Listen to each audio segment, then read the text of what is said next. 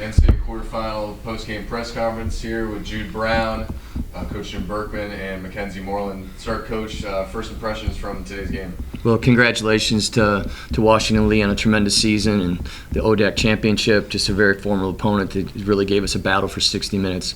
Hats off to our guys. It was a hot, humid day, and it was just made the game a little dirty at times at both ends of the field. I really thought that in the third quarter we were about one play away from really opening the game up, but to their credit, we made a mistake and they came back and scored a goal, and that really led to them getting back in the game. But our face-off guys were great today. I know we're going to get that same play tomorrow, but excited to win and advance. Yeah, Mackenzie, you had a great day at the face-off circle.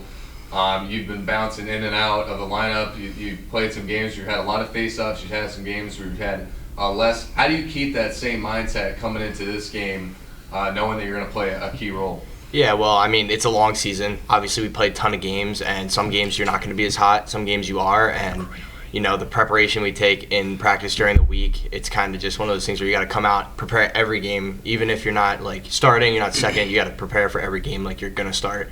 So I think yesterday we had a great day of getting reps in, and just we were hot, we felt really good, and just hoping to continue into the next game. Yeah, Jude, again, another great performance on offense, a goal, 4 assists. For you, this whole season, it's been more about passing, been more about dishing it out. How do you go into that mindset where you kind of maybe give up some goal opportunities to try to give other guys that opportunity? Yeah, I mean, I think feeding the ball is one of my big things that I'm better at. So, I have the utmost trust in all of the guys that can sling the rock. So when I see them open, I just, I don't really think about me scoring the ball. I think about getting my teammates the opportunities to put the ball in the back of the net.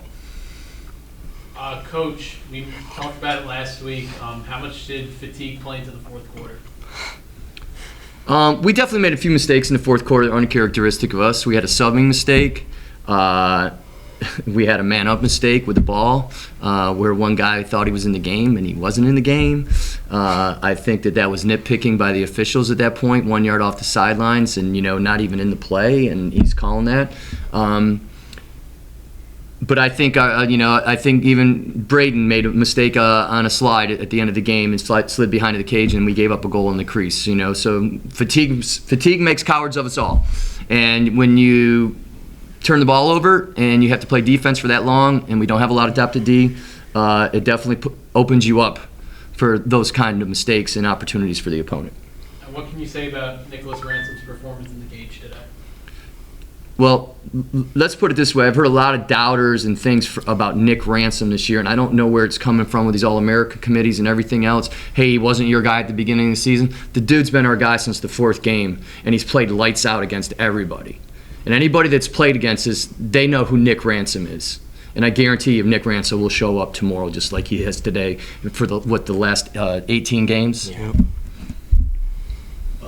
Jude, in the third quarter, when you guys started to go on a bit of a run, like you linked up with Jack Dowd a couple times in a row, what opened up for you guys there? It's just about knowing your guys, knowing where everyone's going to be, and I think I played a key role with that. Kind of, they say the ex guy is kind of the quarterback of the team, and I think playing to my strong suit, playing and knowing that where everyone's going to be, see the field. So, Jack Dowd is probably the main guy I look for, knowing that he has a great shot, knows where to put the ball at all times. So, it's just, like I said, knowing where everybody's going to be, knowing your personnel on the field, and good things happen. Jude, when they switch from Bandon Zone, how much does that change your mindset when you have the ball? For me, I love it. Personally, I love it because they come out and play X. I make them rotate. We step one way, we throw the ball the other. They have to rotate, and at that point, it's just like again, find the open lanes, find the guys that are open, find the guys that know how to shoot. I mean, all 6 of us know how to shoot the ball out there, but once they jump into that zone, it's more of just you got to read it, you got to know, you got to find the 2v1s, and you got to play that to your advantage. And those times that you do decide to creep around the crease and try and finish, what kind of makes that decision for you there? A lot of it's the defense creeping up and trying to protect the crease. When they have the ball up top, a lot of the defenses will creep upfield to make sure that they don't get that ball to the crease guy. So it's more of just kind of a feel kind of thing. We talked about it all week in practice. when the ball is up top and we're stepping either which way, they tend to float upfield and play that crease a little bit.